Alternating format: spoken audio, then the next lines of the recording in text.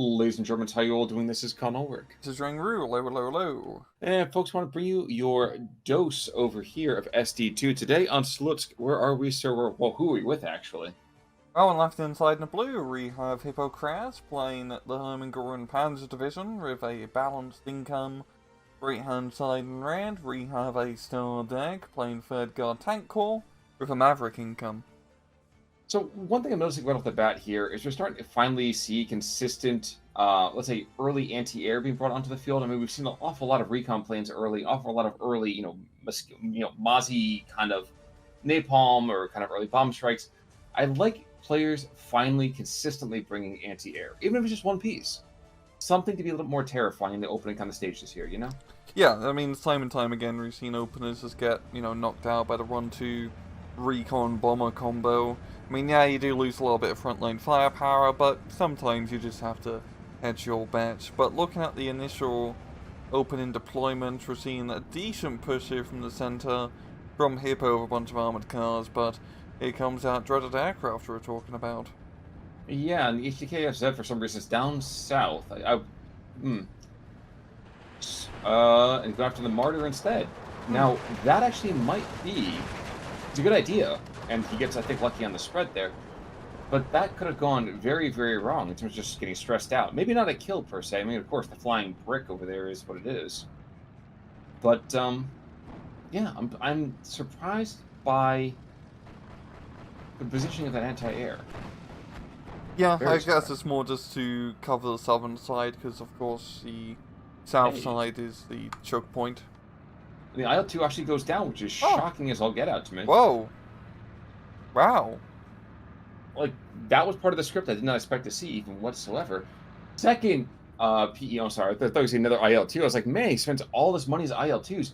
He's only got 3 airplanes. This is the second of 3. Yeah, he is very limited in air power and artillery as well. But yeah, he's got the recon plane out to try to scout this little opener here, because the 2-3 run and 2-3-3 have managed to make some pretty decent headway up the hill. But there's not a whole lot of substance following up his push, so I wouldn't be surprised with the SU-85 and the anti-aircraft gun just finishing him off. That's true. That's true. Now the SU-85 is going to get line of sight. Oh no, he's looking to the north now, the 233. Takes that out pretty easily. But... Ooh, okay, let's see. HMG, Pack 40. The Hermangoran division to kind of break out here. The starting positions have been very, and I guess the term I used just a second ago was meager. I have to kind of use that term again here. Yeah, I think just the difference of income is just forcing him to play a little bit more defensively. He really banked everything into trying to make that center push work, but didn't go all that well. But he can fall back on a very good infantry tab, especially in comparison to Third Guard Tank Corps. And yeah, just spam the Martyrs, machine guns, the Pack 40s, or BF-109 being brought out. I think he's trying to use that for the anti-aircraft work. Yeah. But the ZSU over here is probably going to take him down, if not the PE-2's kind of assistance here. No. MG turret. Nope. MG turret's not going to do squat. 12-7s. Oh, the 37mm was blapped. The Russian anti-air. That's right, he got the M15. Wow. Well, the 233 was sidling up over on that. So the 231 goes down. The 233 had eyes on. I was just shelling it as it was getting fired on in return. Down south, I wanted to make a quick call. I feel like we should be seeing some more infantry being placed over here to the south sooner rather than later by the Russians. I feel like this kind of guard squad over here, of course, the Russians are probably not going to get forced out very easily by those Germans. And I kind of get the feeling, just a little bit of a thought process here, that when you look at the Third Guards, they're kind of being passive, which is not how you really want to play them, save perhaps this one small push on the Machiki superior, on the Machiki on Murati. Yeah, both sides are definitely just kind of feeling out their opponent, it feels like. But you're right, down south, both sides have either something a lot to gain or lose down south. With Stardekk pushing up into the hill gives you good fire support into the town, or for Hypokrass, he really wants to probably, especially as the more infantry focused deck, recapture that flag and then just hold down the hill to stop any more reinforcements being brought in. So quite interesting seeing actually pretty heavy play in the center. I mean, that 2-3 run is still causing havoc behind enemy lines. Actually providing some very nice fire support for the Panda Grenadier to just walk on up. Well, the funny thing here, too, is that the Su-85 technically can get rear-shotted by him if he moves on forwards, which he might be doing. So orders get clicked off and clicked back on. I don't know if he's going to be shifting a little bit further. No, and the Emecha, like, right in the center is just full gunning it for the anti-aircraft gun. Both sides making decent lot of breakouts. Yeah. Order P4, 231. Okay, I'm trying to think about who's going to be able to save this anti-air piece, and I don't know that anything's going to be able to. Unless he can somehow get some, like, wonder shot by the Pack 40 moving back west. No. And I don't see that happening. No, and you also gotta realize, Khan, that the Sherman does have stabilizers, so the 7 run isn't getting anywhere. You know what? You're right. You're absolutely right. But I kind of get the feeling here, too. Like, if I have 420 mils being blasted at my tank, I'm just going to be stressed. They're playing, like, musical chairs right now. It's like a match of War Thunder.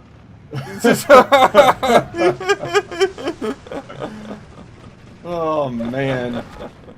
That was pretty ghetto. 2-3 run coming in, trying to shut down this push, but I think the Shermans would pretty easily deal with him. I'm sorry, I'm watching the 233 trying to take out the ISU-152, which is the one Soviet vehicle on the field he cannot kill. No. But oh, man. It is timed quite well, allowing the Panda Grenadiers to get into the farmstead and, well, allowing Hypokrass to, you know, mainly just keep it a nice trove. That's all he needs to do. He's the balance deck. If he can survive to a sea face without a heavy bleed, he'll be in a good position. That's true. That's true. And these Russian troops over here in that little breakout you were talking about, the Emecha, it's getting squeezed. Like, man, this is like you're 16 years old, and there's that nice little zit right there that you know you need to pop. P4 is going to get lined up on. He's probably going to go down here with the next shot or two. And there we go. Only have a P4. Oh, no. Oh, Martyr jams the gun. Way downtown. Very, very nice there.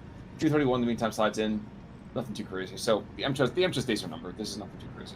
Yeah, needs to be able to solidify that area. The Hypokrass is really starting to invest quite a bit in tanks now, Armadas and Ranger 4s. I guess it's more just setting up a defensive line, because it's still pretty spread out. And same thing with Stardekk. He hasn't been all that aggressive either, and he really needs to be. Like, we need to start seeing some stuff happening down south, and I think it is starting to happen. As the Guard DPs and the very slow Valentine are starting to push on up. That's true, but folks, it's June here, which means I don't think it's Valentine's Day. That's going to come on forward, and then it's going to probably get pushed back in the same old way. It's got one best in machine gun. Congratulations, my friend. You can fire 3,500 rounds off. The shooter gets killed by the Pack 40 down south. Oh boy. That's a sneaky spot for a Pack 40. Usually don't see people putting heavy anti-tank guns down there, but coming in extremely clutch. Because actually, when you think about it, kind of curious that they don't do that, because this is one of the major attack paths for armored vehicles. Oh yeah. You don't see him edgelording it too much. But there's kind of like the little patch of force here in that town. It does kind of separate the tanks from the boys, as one goes through the forest and one goes, right down the hardtop road and gets killed. So. Take a look back up north real quick. Hemingway and Flammenwerfer goes down. Guard DP's moving on in, and the Panzer Grenadiers that are here don't have enough firepower to chase off this guard squad, but that P4 might be able to help out with that in just about 5 seconds. Yeah, we got pretty decent just line of fires here from Hypokrass, the Armadas, and the Panzer 4. I mean, the ISU-152 can be a bit of a hassle, but you can actually still blow it up with a Pack 40 style gun here. And Hypokrass, once again, needs to really make something happen. I think he's going to try to probe down south, end up north, and probably see which area sticks the best, because he needs to start getting those flags. Well, unfortunately, I think the answer to which one of this is going to work best is neither. I really, really do. Because, fine, you take this ISU-152 and engage the P4. Yes, you're going to see eyes on. Congratulations, that's wonderful. There's still martyrs there. The Pack 40 is currently dead, but the BF-109 comes right back in with any kind of rockets. He's going for... I don't even know what he's going for. Never mind. Probably the ISU, I guess. That might be the case. Martyr 1 in the meantime starts lining up on the SU-85. Might get another second shot off. Does he get the kill? Yes. Well done, sir. Yeah. You know, all Hypokrass has to do is just buy himself time. If he loses some Martyrs or Panzer IVs, not a big deal. When we narrow into B phase, he can upgrade to Jagdpanzers and, well, eventually Tigers and C phase. And the Jagdpanzers and this sort of defensive engagement are gonna be a pretty pain in the ass to deal with. 2 already. So 1 down south, 1 up north. So he's massing them exactly where he needs to. I think the curious thing here is, where's the artillery? I want to see some artillery, at least if nothing else. Establish some kind of, let's say, shielding positions. Yes, you're not going to be aggressive with it, but stick a mortar half-track down south. Heck, put a 105 in the back and have that support fire down south, because you know that's coming. You've seen the probe there once already. And I think we're seeing another slow push happening here. Emecha Komroti comes forward. Jagdpanzer kind of moves to intercept. And not for nothing, I give my money to... Okay, well... kind of not give my money to anybody, because both people decide, hey, tomorrow's another day. Let's just back off for now. But anyway, right, a mortar half-track down south would be absolutely deadly here for Hypokrass, just considering how balanced up all his infantry is. I mean, fortunately, they're not even pushing, so he doesn't have to worry about putting much fire down here. And Stardekk, once again, he needs to, start enacting on a little bit of violence. He has a decent force here to at least start an attack in the south. Seems he's getting in, a few more, well, a Valentine reinforcement that's going to probably reach the front line by the end of B phase here. But he needs to push. It's going to be hard. Here's something else that's kind of curious to watch. Jagdpanzer engages the ISU-152. The 152 has no more AP rounds. He's going to start to fire HE at the Jagdpanzer, which is phenomenal. Bit of an issue? Yeah, just a smidge. As he backs up, he finally goes down. If the Jagdpanzer pumps 5 or 6 rounds into him. Oh, now he's upgrading now to an IS-2, so hopefully that'll work out a little bit better. And this is the 1944 model, so it's not really anything. Yeah, it doesn't have any PaK-43 guns, so he's gonna have a very hard time dealing with that IS-2. I'd say this could be the game changer, of course. I mean, it's perfect territory for it, but there's all the other stuff which he needs to kill, and he still needs to have infantry in the front to actually capture the bloody things he's killing. Yeah, that's one way to kind of focus on it. The other thing, too, is that the IS-2, congratulations, he's here, but, I mean, he's a single tank, and while he can get 2 more, all that really needs to happen is you see, a Jagdpanzer getting from the side shot, or heck, you can stress the thing out. So, I mean, that's as good as a win, more than anything else. You just need to kind of delay the IS-2. They can only be in 3 places across the entire map, and he's not going to put 1 in each major theater. He's going to try to mass something. Mm-hmm. So. No, Khan. You win wars by just building the biggest tank. It's just math. I don't know, man. Tank. I played Sniper Elite, and I destroyed the rat by, shooting it in the gas tank from 500 meters away. After I 360 no-scoped Hitler and the old testes down there. Yeah, I do love how in Sniper Elite, or really just even the old Grand Theft Auto, it's like, yeah, you can just blow up anything by shooting the gas tank. Well, that's how it works, isn't it? I mean, you shoot the red barrels, they always blow up. Yeah. Right now, the second the Komrati is down south. The other IS-2 is down south. P4 goes down to a capture Panzerschreck middle time. But down south, despite the fact that the Komrati is there, Martyr is also there, and I think he's willing to give his life for the cause. Unfortunately for him, he's also engaging the Emecha, as opposed to going after the bigger, scarier tank. Mm-hmm. And the southern side is just such a deadly defensive for Hypokrass. I really like how he's built this up with all the machine guns, overlapping fires with all his tank destroyers and tanks. I mean, yes, that IS-2 is a very scary thing and can run everything run, but there's a whole lot of targets he needs to blab. And, we've got J-87s and BF-109s being brought out, probably to try to deal with that IS-2. Actually, they go after the SU-85 and get chased away. Was there a Z? Yeah, there's a ZSU down south. And he's trying to draw fire over here with the BF-109. Ju-87 goes in, makes a run, gets the SU-85. That's a more than fair trade in my mind. Yeah, that's definitely rough here. And Stardekk, he doesn't really have a whole lot backing up his push. he still has a whole lot of infantry, but even if all his infantry was to push down south, not a whole lot of Panda Grenadiers and enemy infantry to stop him, but all the armoured vehicles will prove to be a bit of a pain. Now, one Ju-87 does go down. Technically, there's 3 more. We see actually 1 more on the field already. But, next thing, and this is another reason to bring in the artillery, engage the anti-air. You know, often I'm that guy that's complaining about the fact that someone's going and spending so much time on that anti-air. You have 2 things to worry about. Both of them are called IS-2s. I mean, even the ISU-152 isn't that scary at the end of the day. You might lose a couple vehicles, but nothing too crazy. The ISUs, though, that's at least, excuse me, the IS-2s, wow. That's kind of like the psychological issue. Like, I don't know if you've been watching when players kind of go through this. I see the IS-2 and I think, I can't pen that. Okay, I give up in this area. It's not the matter of delay. It's surrender. The key to solving the IS-2 puzzle is by blowing them up with aircraft. You know it's what? no That's tactic, fair. but it works. It's a much pithier way of saying anything than what I just did, which is totally fine. Northern side, though, 2 guard squads are going to take over this town. HMG is completely pinned, and the Ju-87 can no longer see, so it's time for him to, I think, to go back. This is great. This is what he needs to do. Speed, violence, momentum, taking some flags, kicking ass. And he's even got the hill just a little bit south as well. If he can start placing some armoured vehicles up here, put down fire support, this entire northern area will collapse. Yeah, it's really strange to see, because I feel like the Hermann Göring division had a great defense. I mean, it's 3 minutes to go, and then things get really, really bad, though, for Hypokrass. Excuse me, for Stardekk, rather. So at least Stardekk can put himself, if he can lock down the northern side at a good position into sea phase, he really sort of bled a little bit more out of Hypokrass here. But usually the far northern side is Rashikhan, you know, once you just lock it down, it's this big open field, pretty easy to hold.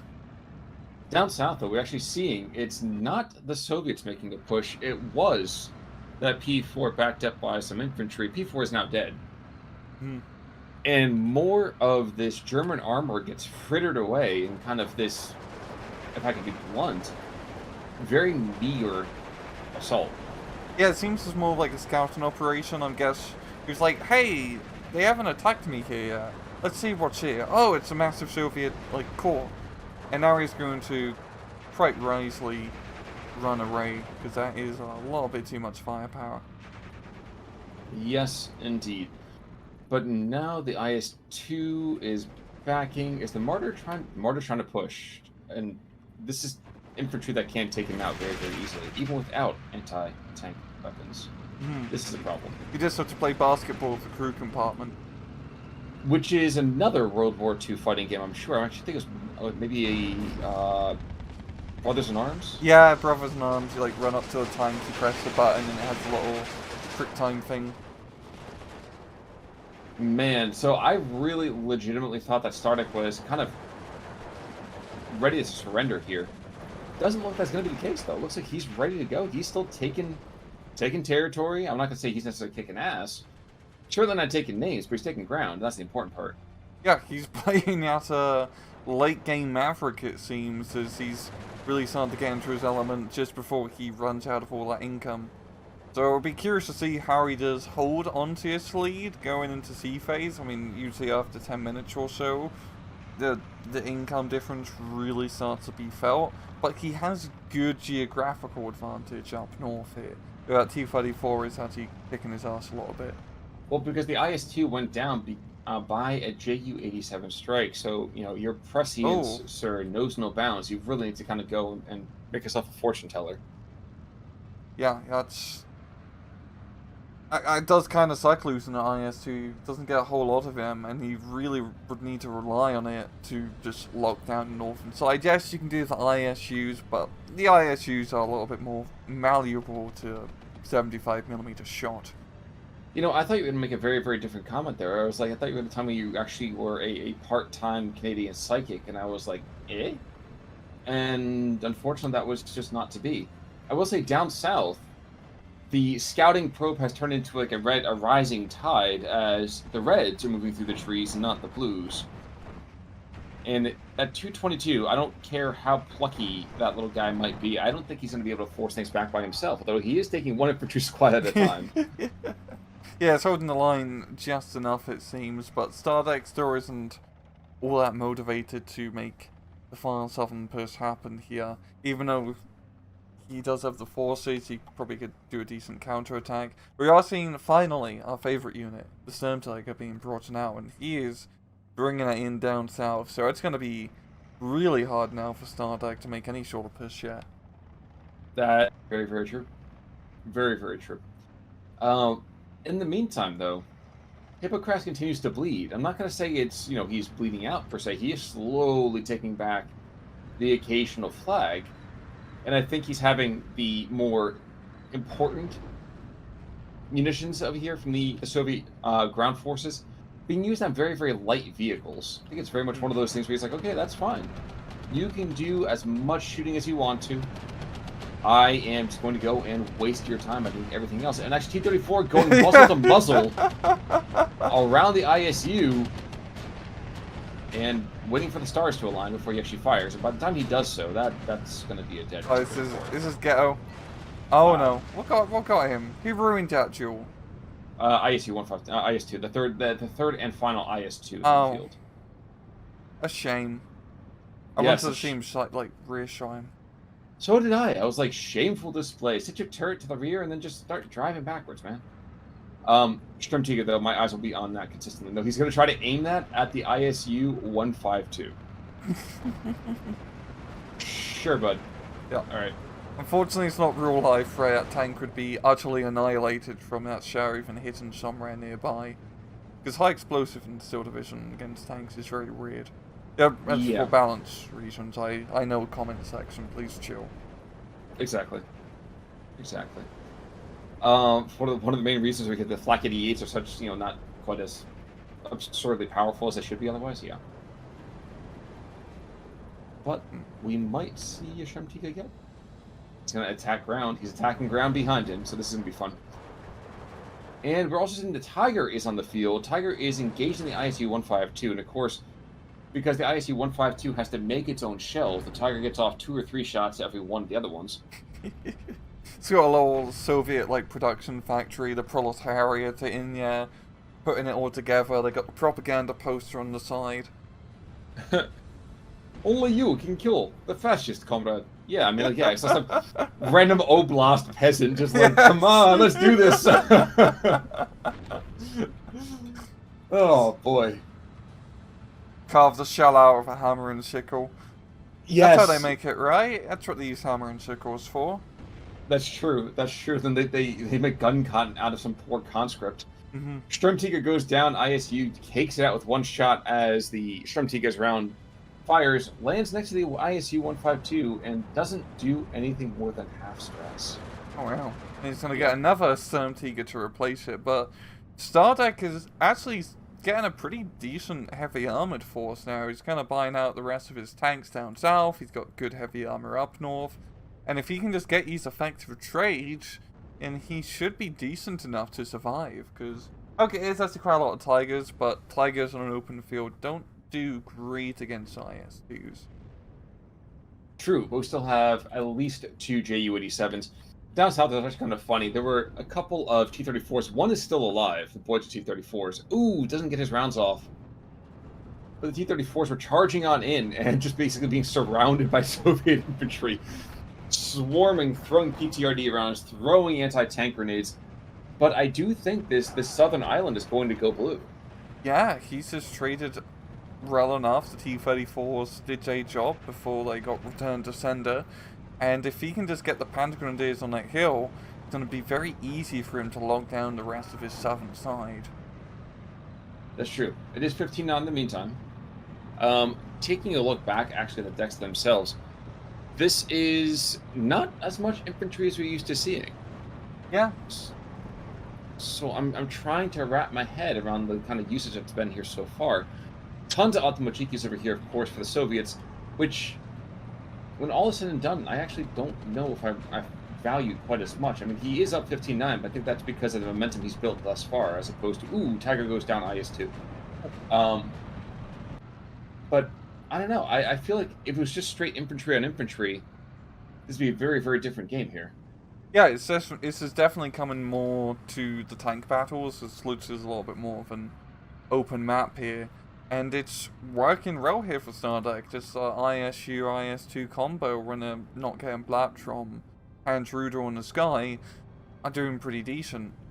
And yeah, Stardekk's got lovely 16-8. It's just up north, once you break through, it's such a flag-rich environment here. And even if he does end up losing the southern side completely, not a huge loss, because from like the north and center, you can still put pressure down south and get a flag or two. Well, the funny thing here is that there's also an Emecha and 3 Valentines being brought into the south. So this is the balance of the Valentine's tanks, and over here the third tank. Now, what does that mean for us? Absolutely nothing. However, it does mean that the other Stormtiger is also on the front lines, and the ISUs are already engaging him. And despite the fact that he got fired on 5 seconds before, here we go. It's up, and there we go. That's what should be happening. Direct hit. Yeeted out of existence, you could say. Exactly. There's a little bit of storm, there's a little bit of rain, and thus was violence achieved. JU-87 coming in, shooting some Valentines over here in the flank. They kind of hardly seem sporting. But, you know.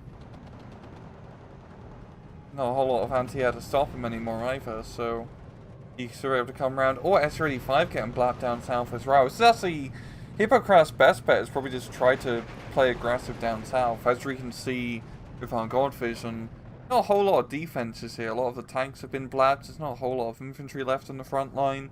It'd just be about whether Hypokrass can, sense his weakness and try to exploit it, because all of the Gucci stuff is up north, and that's Stardekk's not even content with holding up north. He wants more. I think that's going to be an overstretch, though, and a critical one at that. Yeah. I mean, it's only a few infantry units he's eaten out yet, but still not going to be worthwhile. No. Of course, we said it is 15-9. Tiger's going to start to engage his infantry in the open field, which is going to go very, very poorly for them. P4 is going to engage the guards to the north, blow them up, and those guard squads, I imagine, is going to go down sooner rather than later. We're starting to see a bit of a counterpunch down south. A couple of squads of Pioneers, P4. I'm not saying it's all coming up Millhouse, but I will say Hypokrass does have more than the 7 minutes and 23 seconds suggest. Yeah, he does have an opportunity here, especially considering up against Maverick. If you can just get a few good effective trades and slow down that bleed for just a little bit, then the income comes in Millhouse and helps out. Or Stormtiger firing, doesn't get any kills, just kind of shooting for the trees and trying to do a lot of ecological damage. You're saying it's treason, then? How have we never even come up just I have no idea! It's been like 5 years.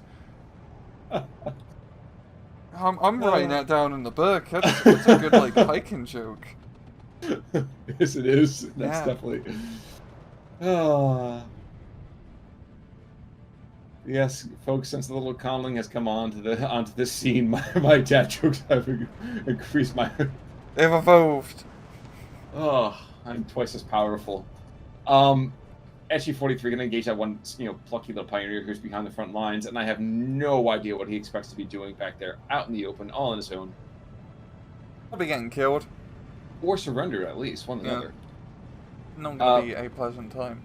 But the North isn't going to remember a whole lot of what goes on here, because the IS-2 killed that last Tiger, and I think, yep, Hypokrass is now just kind of putting in what is more or less his last major throw down south.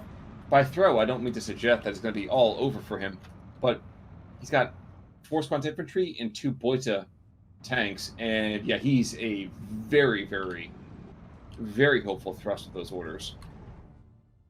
Oh yeah, he's he's trying to recreate 1940, but no, you're right, northern side is just a lost cause here for Hippo. There's no point trying to, take it. Yeah, just getting the Pioneer to capture that one flag is all he can really do at this point. Well, he just needs to make the magic happen down south. and he does have this opportunity. It's just, will he be able to exploit it? Well, the irony of this is, actually, we're going to be also seeing this T-34 get rushed by Tenko de San Niki. But the irony of this is, if he does push the southern half of the map, the IS-2s can't rotate in time to actually be effective. Yeah. It's just very, like, the southern area of the map is not as great geographically for them either, as there's a little bit more. It's not super claustrophobic, but there's more chance of you getting blapped from some PaK-40 style gun from the side, and that's not ideal considering just the open field that he has up north. Oh, Samtika. I love it when it just blaps you in it, one hit, one kill. But, I mean, that's kind of what should be happening, Yeah. you know? IL-2 does not get the rounds off over on the T-34, which is fine because the Emecha with the stabilizers does. And yeah, this is the last major throw. If this does not go well, I'm sure we can probably expect to see Hypokrass tap. Yeah, I'm still loving the fact that he's like, yeah, we're totally gonna go and get troops out over here to unload. We're gonna drive back to Moscow, guys. Exactly. Like, And he's Napoleon did it. We can do it too. Oh, it might overextend a little bit. I'd recommend unloading at least 1 or 2 troops just for defense, but he is just going ball hog down the road. Oh yeah, he's going. How do the kids say these days? Ball to the wall. He's going the distance. Yeah, he is going for speed. Unfortunately, foot sloggers don't have a lot of speed in them legs. No. No, sounds like there's some casualties here. But I'm kind of annoyed he just kind of did his deep penetration and not actually secure his supply lines. Like, even just grinding out a little bit in the town to fully clear it. I understand he's just trying to get those important flags, but he's not going to hold him for long with this attrition rate. You're right. There should be more than just deep penetration. That's all I heard. And Emecha's coming on in. That's going to go. And, well, if that T-34 is not dead because of all the other extra stuff that's engaging, he's going to be dead from that. I love how these Panzer Grenadiers are like, oh, yes, we have Panzerfausts. Maybe we should get undercover. Yeah, being in the middle of a road and a war zone is not ideal, to say the least. Yes, that is true. It was very, very true. And very often we should be saying as little as possible about some of the prognosis for these guys. Yeah, I think that's pretty much going to be it for Hypokrass here. That push did not go as well as expected, and with a 2-minute bleed out time, that's not ideal at all. It's not ideal, but we also have like this Emecha like in this back flag that's like, you know what, I can't go any further, I'm going to wait for the infantry support. What a novel idea. Yeah, I'm thinking you want to take this to a ×2 over here, call it at 1630. 1630 is good. Alright. And ×2. Alright, folks. So, as this continues to tick down over here, legitimately thought Hypokrass had this by at least weathering the storm for a good chunk of time. But the last 4 minutes of B, I think, really sealed the deal in the other direction. Yeah, Stardekk did a very good job picking the northern side as his main angle of attack. It really was the best advantage to his division, and he just treated so effectively up here. Yeah, even with a very poor, no, it wasn't even a poor defense, but a limited defense down south, he just bided himself enough time. And you kind of see it sometimes with Maverick players, where it may not be till the end of B phase when they finally start getting that lovely +2 and that lovely breakthrough. But even against balance income, you can make it work just as long as your stuff doesn't die. That's always the thing, isn't it? Just as long as. It's always the, the proviso. It's always the assumption. Hopefully that's not the case. But in any case, it is going to be a victory over here for Stardekk. Well done, sir. And a 1,500-point swing. So a little bit more than the 1,000 points we're usually used to seeing. Going to expect to see that a lot of that over here is because most all armored vehicles were dead over here for Hermann Göring. Yeah, they all got big blaps. They should probably stick to, just making airplanes. Probably. And yes, the IS-2 worth its weight in stuff. Wow, sir. Let's see. 1, 2, 3, 4, 5, 6, 7, 8. 8 true kills. I'm counting the 233 in that. A number of other kind of lesser known kills, but still plucky nonetheless. Yeah. Let's see. Yeah, really well done. Losses, right? The 233, the 2-3 run, doing decent. Those are the guys off the start. Another 2-3 run. Really, the 2-3 runs are the king of the game here for Hypokrass. But that's the thing about the Hermann Goring division. I mean, you can make a very, very viable light vehicle rush. You just actually have to throw some infantry behind to support them. I just don't think he was able to do that here. Yeah, especially in the start and push in the center. You kind of saw at the start and the end of Hippo, he had pretty good trades, he made good territorial gains, but he didn't solidify any of his breakthroughs. Exactly. Well, well done to Stardekk. Better luck next time to Hypokrass. And any final thoughts there, sir? No. Well, folks, in that case, then that's going to do it for us. Until next time, I'm Conalwork. I'm Rangru, take it easy.